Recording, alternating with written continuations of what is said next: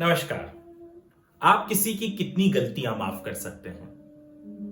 भगवान विष्णु ने श्री कृष्ण अवतार में शिशुपाल की 100 गलतियां माफ की थी।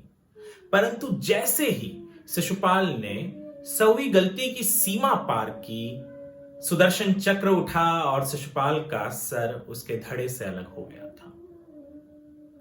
शिशुपाल यूं तो श्री कृष्ण के बुआ का बेटा था, परंतु शिशुपाल की और कृष्ण की शत्रुता बहुत ही पुरानी है।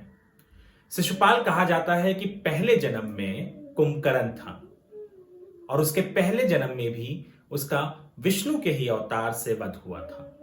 शिशुपाल जय विजय में से विष्णु के द्वारपाल जो थे उनमें से एक था, जिसे यह श्राप था कि उसे 3 जन्म लेने होंगे और विष्णु के ही अवतार उसका वध करेंगे, तब जाकर वह दोबारा वैकुंठ धाम में आकर विष्णु का द्वारपाल बन पाएगा। तो कहा जाता है कि महाभारत के पर्व में शिशुपाल था जो विष्णु के यानी श्री कृष्ण के हाथों जिसका वध हुआ था। दरअसल शिशुपाल जब पैदा हुआ था तब उसे 3 नेत्र और 4 भुजाएं थीं।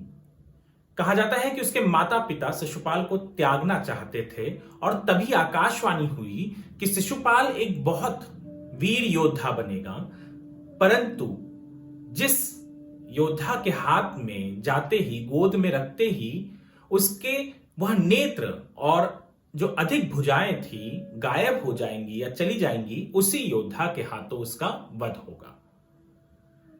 जब श्री कृष्ण अपने बुआ के घर गए और उन्होंने शिशुपाल को गोद में लिया, तब उसकी वह अधिक नेत्र और अधिक भुजाएं गायब हो गई। शिशुपाल की मां बहुत डर गई। उन्होंने कृष्ण से एक वचन मांगा कि वह उनके बेटे का वध न करें।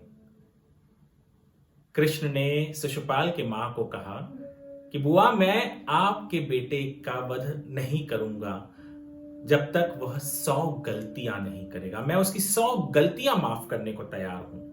यह सुन शिशुपाल की मां ने राहत की सांस ली, परंतु शिशुपाल और कृष्ण के बीच में शत्रुता बढ़ती गई। रुक्मिणी के साथ शिशुपाल विवाह करना चाहता था क्योंकि रुक्मिणी का भाई रुक्म शिशुपाल का दोस्त था। रुक्म ने शिशुपाल के साथ अपनी बहन के विवाह की तैयारियां भी चालू कर दी थी, परंतु रुक्मिणी तो कृष्ण से प्रेम करती थी, उसे तो कृष्ण से शादी करना था। तो इस कारण कृष्ण ने रुक्मिणी का हरण कर लिया और शिशुपाल देखता रह गया। शिशुपाल जरासंध का भी अच्छा दोस्त था, जिसकी वध या जिसकी मृत्यु का कारण भी कृष्ण है। कंस भी शिशुपाल के बड़ा करीब था। कंस के भी मृत्यु का कारण कहा जाता है कि कृष्ण ही है। इस कारण शिशुपाल और कृष्ण के बीच में शत्रुता बढ़ती गई। जब शिशुपाल का वध हुआ तब युधिष्ठिर का राज सिंहासन पर उनका स्वागत किया जा रहा था, तैयारी की जा रही थी। कहते हैं उस वक्त किसी ने कहा कि यज्ञ जो है उसमें सर्वप्रथम किसकी पूजा की जाए। सहदेव ने कृष्ण का नाम लिया क्योंकि कहा कि कृष्ण ही हैं जिनकी पूजा स्वयं शिव और ब्रह्मा करते हैं। शिशुपाल इस पर बौखला गया, कहा कि ग्वाले की पूजा क्यों करें। शिशुपाल के विरोध में वहां पर जितने लोग थे वो सब खड़े हो गए, परंतु कृष्ण ने उन्हें शांत किया। शिशुपाल कृष्ण को गालियां देता रहा, शिशुपाल कृष्ण के विरोध में बोलता रहा, परंतु कृष्ण चुप रहे। जैसे ही सीमा पार हुई, कृष्ण उठे और उन्होंने शिशुपाल को कहा कि मैंने तुम्हारी मां को वचन दिया था कि मैं तुम्हारी 100 गलतियां माफ करूंगा। तुमने 100 गलतियां पूरी कर दी है। मैं तुम्हें अभी भी कहता हूं कि अभी भी तुम शांत हो जाओ या तो यहां से चले जाओ। परंतु शिशुपाल कहां सुनने के लिए तैयार था। शिशुपाल ने अपने गालियों का बौछार जारी रखा। तभी कृष्ण ने सुदर्शन निकाला और पलक झपकते ही शिशुपाल का सर उसके धड़े से अलग हो चुका था। 100 गलती कम नहीं होती, परंतु कृष्ण ने माफ करते गए, परंतु जैसे ही कृष्ण के भी संयम का बांध टूटा, कृष्ण के भी वचन का बांध टूटा, उन्होंने सुदर्शन चक्र से शिशुपाल की मृत्यु कर दी। हम भी अनगिनत गलतियां हम पर सहते रहते हैं, वो गलतियां हम पर बोझ बनते रहती है, परंतु हम सहते रहते हैं, सहते जाते हैं, सहते जाते हैं।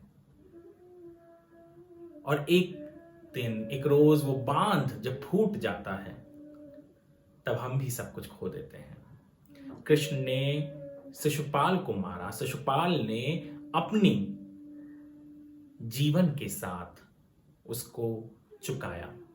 हम भी कई बार अपनी गलतियों को नजरअंदाज करते हैं और अंत में बहुत भारी रकम चुकाना पड़ता है। गलतियां सामने होती हैं, हम कई बार जो हमारी गलती हमें बताता है, हम उससे भी खाफा नाराज हो जाते हैं, ये कह के कि उसे शायद कुछ नहीं पता।